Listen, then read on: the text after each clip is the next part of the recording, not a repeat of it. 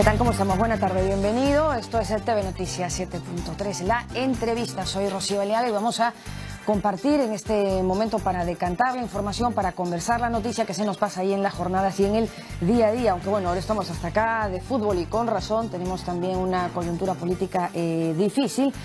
Vamos a atender un tema que avanza silencioso y cobra vidas, y eso es lo importante. Nos acompaña Elizabeth Silvestre, ella es doctora en meteorología, especialista en cambio climático. Elizabeth, buena tarde, ¿cómo estamos? Bienvenida a la entrevista. Hace unos días 5 personas se encontraban en esta emergencia allá en Picota, en San Martín. Es verdad. De pronto subió el nivel del río, se desbordó, se inundó y se fueron. Ya no están más estas personas con nosotros, y el tema es que haría unos 4 o 5 días, me parece, que compartimos desde aquí, antes de esta tragedia, las alertas del tsunami. Estaban las alertas ya de nivel 3, me parece que estaban en un principio, para precipitaciones fuertes en estas regiones. ¿Qué pasa con estas alertas? ¿No llegan a la población? ¿No se enteran? Quiero decir, un nivel 3 es nada, un nivel 4... La verdad, en principio debemos manifestar que, bueno, ayer también en Juanjuy ha habido un tema de inundación ocurrido ayer. No estoy segura si la alerta la ha dado Senami sobre ese caso, pero lo que te puedo decir de manera general es que los eventos extremos en nuestro país están siendo alterados debido precisamente al cambio climático. Al cambio climático. Entonces no esperemos las mismas intensidades de precipitación en los mismos periodos que antes. Estos están cambiando completamente. Si ellos comenzaban en los meses de noviembre o diciembre en algunas zonas, podían comenzar en octubre o esperar hasta enero. Y si teníamos 300 milímetros de precipitación, podíamos esperar unos 600 o unos 30. Claro. Esto quiere decir el cambio climático. Claro, no solo se pueden variar respecto del inicio de estos fenómenos, sino también en la intensidad de los mismos. Exacto, en ese sentido, pues, y la duración también de ellos. Claro, en ese sentido, la información me parece que es vital a estas alturas. Exacto. Y no solo no tenemos costumbre de las mismas, esto es, en otros países la gente, bueno, voy a mirar si va a llover, no va a llover, para salir con el paraguas, con las botas, y con mayor razón si es que tienen alertas, no sé, pues de vientos fuertes, de altas temperaturas, la gente toma sus previsiones, pero aquí está la alerta y sin embargo se pierden vidas. Bueno, hay que considerar algo importante, que de repente por qué las personas no estamos escuchando, digamos, las alertas. Es debido a que los impactos del clima son a escala local. Entonces, si tú te das una alerta para la zona de la selva, no es tanto a escala local. Ya, pero si mi región está... Si dices una alerta para la zona sur, son un montón de regiones y poblaciones que podrían ser afectadas. Ya. Y no todas ellas reciben la información en principio. Claro. Y no todas ellas van a tener el impacto o el efecto. Entonces, ese es un tema que hay que trabajar. Hay que trabajar de dar la alerta a la escala local. Pensar en que nosotros tenemos una grande variabilidad topográfica, una diversidad climática, y hay que considerar esos aspectos para definir qué alerta damos, y el nivel 3 puede ser buena para un lugar, pero pésima para otra. Claro. Entonces, eso es trabajar la escala local. Y entonces, en algunos casos, puedes haber recibido tu lluvia en una zona, y bueno, llovió, pero no pasó nada. Y puede seguir siendo un nivel 3. Entonces, el tema es que hay que focalizarnos en la escala local para dar la alerta y decir cuánto te afecta a ti. Claro. Eso es conocer el impacto del clima en la actividad que tú estás realizando. Claro, pero tenemos que pasar, me parece, de ese momento a no pasa nada, no ha pasado nada. Pero pudo pasar, quiero decir, o sea, yo como madre, y supongo me comprenderás, o sea, si me dicen, hay la posibilidad que se salga el río, bueno, de inmediato a chequear a dónde puedo correr con mis hijos. No solo la mochila de emergencia sirve para sismos, sino para estos casos. No necesariamente tiene que ser una mochila, según el tipo de región o lo que hay en casa, una canasta, una bolsa, una cajita de emergencia, porque la ayuda no llega ahí nomás, pues puede tardar 2 o 3 días, y a estar pasando hambre con mis hijos, pues prefiero tener algún lugar de dónde. Es un proceso cultural que en conjunto se puede llamar solo con un nombre: sistemas de alerta temprana. Que eso significa tener el conocimiento científico, y que sí, al conocimiento, a la ciencia le tienes que creer, que te llega la información por un tema tecnológico, cualquiera de las alternativas que la tecnología está dispuesta a atender, y la población la tiene que entender. Y esa es la parte que nos falta trabajar en el país. Claro, hay una desconexión ahí, no llega, que finalmente tiene que llegar. Te puede llegar, pero no sabes cómo usarla. estás en un lugar donde probablemente tampoco te llegue. Entonces, el tema es esencialmente con la población. Este componente social del sistema de alerta temprana es que hay que trabajarlo. Y eso se comienza, cuando hablamos de cambio climático, de saber la necesidad del poblador. ¿Qué es lo que tú necesitas? ¿Cómo el clima se relaciona con tu actividad? ¿Y qué crees que pasaría si, por ejemplo, si tú relacionas tu actividad con temperatura, la temperatura se incrementase? Eso todavía no lo hemos hecho. Y esa es la parte esencial del cambio climático, que finalmente se lleva a decir vamos a implementar medidas de adaptación. Pero aparte de eso hay que considerar los eventos extremos que son de corto plazo. Estos que han ocurrido cortísimos, pero han causado esta serie de inundaciones, pérdidas de vidas humanas, y entonces no necesitamos pensar en el largo plazo, sino en el corto plazo ahora. Tenemos que alertar a esas poblaciones con 5, 10, 15 días de anticipación y decirle, mira, en tu zona se va a inundar con este nivel de precipitación. Así que cuando te avisemos, toma las acciones. Claro. Y tenemos que mostrarlo. Y la ciencia le tiene que mostrar que eso es así. Eso nos falta trabajar. Claro, y superar el momento no pasa nada, porque es como, si no pasa nada, bueno, no pasó, o sea, pero te sirve para ver también el tiempo que te toma en reaccionar, un tipo simulacro, ¿no? Si no pasa nada, en buena hora, pero y si pasa, estabas preparado. Claro, y además recordar que los procesos atmosféricos y de clima en el mundo y en el país obviamente son cíclicos. Entonces no esperemos que si durante 10 años no te pasó, probablemente no vaya a ocurrir. Eso es falso. La atmósfera tiene ciclos, así como tenemos el ciclo diurno, en la mañana frío, calienta y después baja la temperatura. Tenemos los ciclos estacionales, las estaciones del año, los ciclos multianuales, los ciclos multidecadales. Entonces, esperemos que estos ciclos se vayan a repetir. Y en cambio climático hay que considerarlo porque estos ciclos son de periodos largos. Entonces, esperemos sí que haya la recurrencia de algún evento extremo que afecte a nuestro país. Entonces, eso es esencial para entender cambio climático y atender las necesidades en la escala, digamos, más próxima a la que nosotros estamos siendo afectados, que es lo que le llamamos nosotros variabilidad climática. Pero ¿de quién es esa tarea? ¿De quién es esa tarea? Como te decías, si nos remitimos al concepto de sistemas de alerta temprana, las entidades científicas tendrían que darnos el conocimiento de aquellos impactos que nos van a afectar a la población en sus diversas actividades, porque el cambio climático es transversal. Tendríamos que tener a las entidades que desarrollan tecnología para proveer este tipo de información y que llegue realmente a los más vulnerables, porque el Perú es un país vulnerable. La data está, me parece, y se levanta también a nivel de Sename, a nivel de COEN, pero bueno, no hay internet y celulares o computadoras en todo el país, ¿no? En ese sentido, diferentes tecnologías, hay diferentes tecnologías que se han desarrollado ya de punta, que no necesitas internet para que la información le llegue a la población. ¿Así? ¿Cómo hay sistemas de comunicación? Por ejemplo, en Japón tenemos un sistema de alerta temprana para tsunamis que no depende del internet para alertar la ocurrencia de sus tsunamis. Son lo que le conocemos como las antenas de radiofrecuencia. Tenemos un proyecto parecido, muy pequeñito, en Arequipa.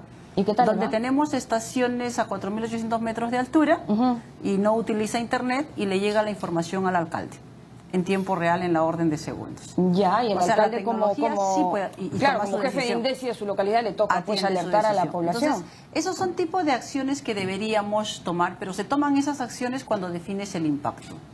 Y entonces hay que conocer el impacto, ese es el primer paso, ¿no? Entonces, por eso es que cuando se está promoviendo el evento, el primer Congreso Internacional de Cambio Climático y sus impactos, es precisamente para conocer ese tema. Queremos saber cuáles son los impactos, para ver la ciencia que podemos utilizar, la tecnología que debemos desarrollar y cómo preparamos a la población bajo diversas metodologías, porque ahí las ciencias sociales también son importantes. ¿Cuáles son las metodologías para hacer que la población te crea y acepte la información que tú estás generando? Solo tienes que sensibilizarlas. Bueno, en algunas sí, nuestra cultura es diversa, o sea, en Huancayo tendrás que hacerte unos 20 talleres con unas metodologías diversas. En Lima les puedes hacer unos afiches o ponerles multa. Entonces, esas metodologías sociales son importantes a ser desarrolladas también para cada localidad. Y ahí el rol de las ciencias sociales son muy importantes, ¿no? Y claro, porque la información está, o sea, no puede ser porque la población esté reaccionando al evento natural y que se produzcan este tipo de pérdidas, sobre todo de vidas, ¿no? Como si estuviéramos pues en la Edad Media, que a lo mejor así para que la fuerza del viento, no sé, adivinando un poco si va a llover o no. No, la alerta ya está, la alerta se emite y se actualiza todos los días. La idea es que también sea responsabilidad de las propias personas tener por lo menos cierto interés en este tema que les puede salvar la vida. Un nivel de entendimiento, ¿no? Hay que promover la cultura climática para un nivel de entendimiento. Cultura climática, muy bien, me gusta Ese es el tema. Hay que decirle a la población, ok, ¿tú sabes qué significa 10 grados para ti? Bueno, hay que explicarle, 10 grados para ti en Lima está muy frío. En Arequipa y Mata, 4.800 metros, yo estoy súper confortable porque allá llega a temperatura menos 24 grados. Qué bárbaro, pero menos 24 no puede vivir nadie. Por supuesto, sí. Y las poblaciones están a veces expuestas a esas bajas de temperatura abruptas. Claro. Entonces tú tienes que enseñarle eso a través de ese proceso que le estoy denominando cultura climática. Vamos a decirle a la persona, ok, y también la cultura climática implica recordar el histórico, porque nosotros tenemos una memoria climática muy corta.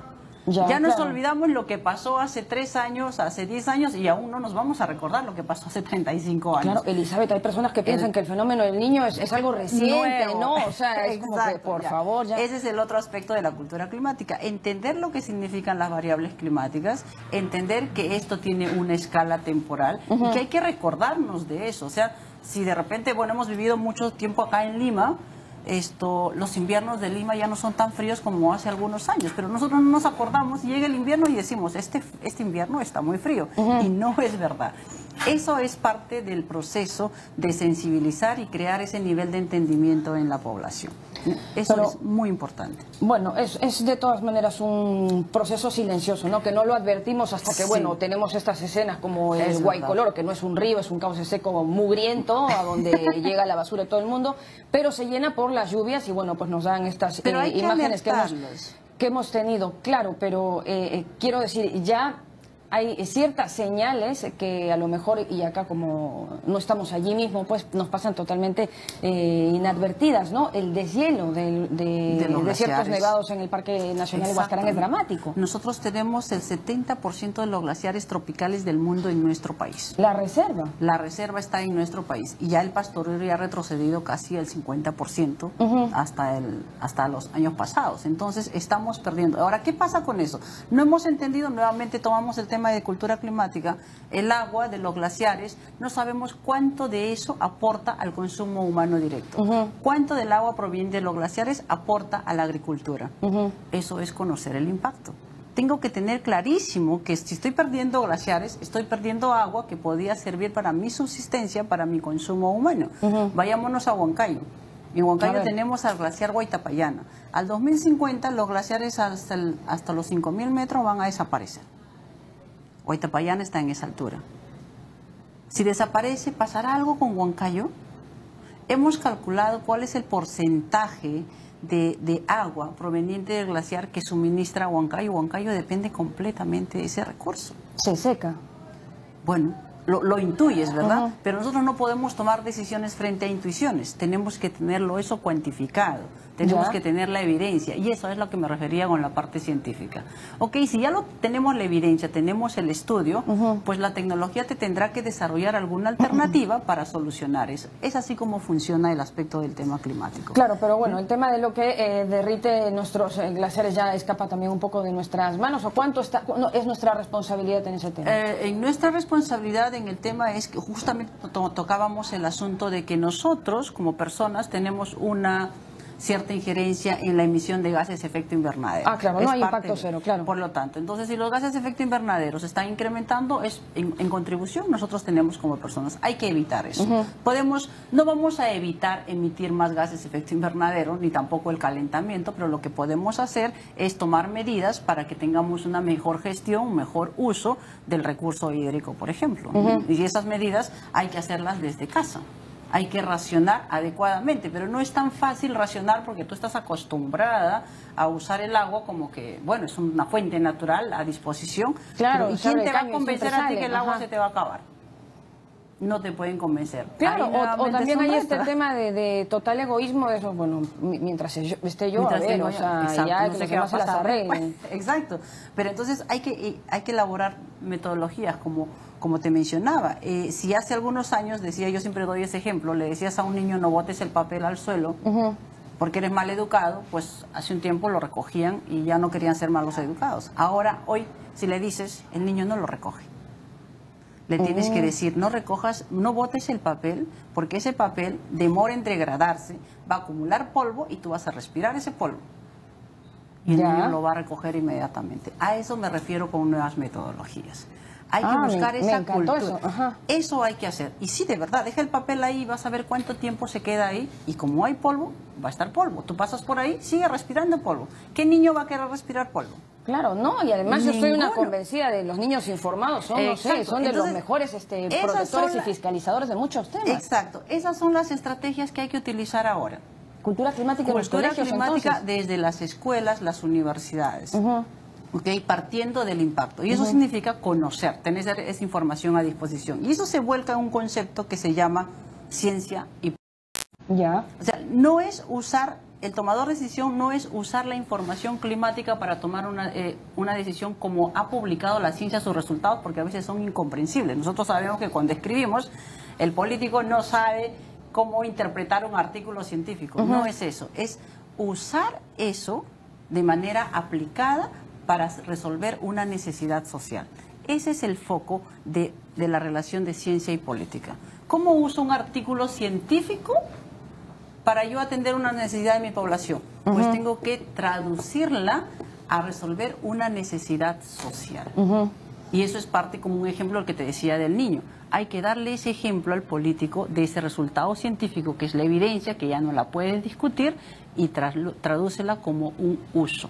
Claro. Para que él tome una decisión. El tema es que en un país como este, Elizabeth, con tantos pendientes, con tantas prioridades, el tema pues climático a veces ya para después se va pasando para atrás en los papeles, y al final pues tenemos escenas terribles como las que hemos vivido en el Niño Costero. A mí me alegra mucho que la televisión peruana esté promoviendo este tema, y hay que hacerlo de manera mucho más seguida, porque la verdad nosotros aprendemos a veces por costumbre, ¿no? Nosotros somos un cerebro que a medida que le vas repitiendo las cosas vamos internalizando, y entonces vamos dejándolos permanente ahí. Entonces es importante sí que en la televisión, sobre todo peruana, se esté promoviendo el tema de cambio climático y se vaya tocando temas de importancia. Comencemos con contaminación ambiental, que es un tema, Lima es una de las ciudades más contaminadas del mundo. Entonces comencemos hablando de contaminación, comencemos a hablar de residuos sólidos, por ejemplo.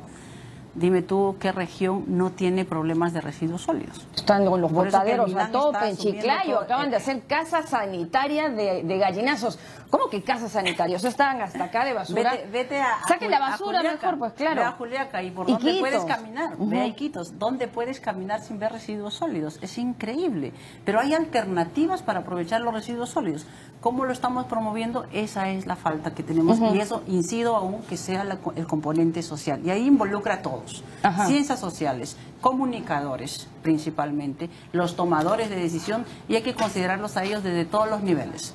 Desde el poblador, que está a pie, porque él tiene que tomar una decisión para su accionar, hasta el político. Entonces todos somos tomadores de decisiones en una escala, y cada uno tiene un nivel de responsabilidad. Lo que tenemos que hacer es sistematizar esta información, ponerla a disposición, y comencemos a trabajar en eso. Eso nos falta que esto salga mucho más, ¿no?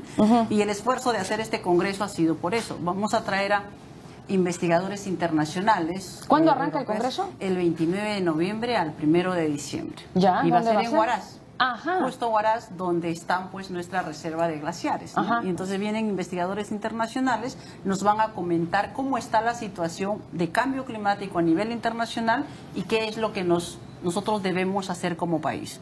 Porque ya el IPCC nos ha dicho, en el Perú el ciclo hidrológico está alterado, las temperaturas se están incrementando, las plagas y enfermedades se van a incrementar. A nosotros, peruanos, nos toca decir dónde, cuándo y cómo. Y a ustedes como científicos, no sé, ahí desmenuzar un poco la información para que nos la pasen nosotros los comunicadores y poderla difundir, porque de nada sirve pues que se quede ahí en su examen y todo así tapando el papel. No, esto tiene que saberse. Acabas de hacer algo relacionado entre ciencia y política. Yo te decía llevarlo a escala local. Tú lo has dicho, desmenuzar. Eso es exactamente lo que se tiene que hacer.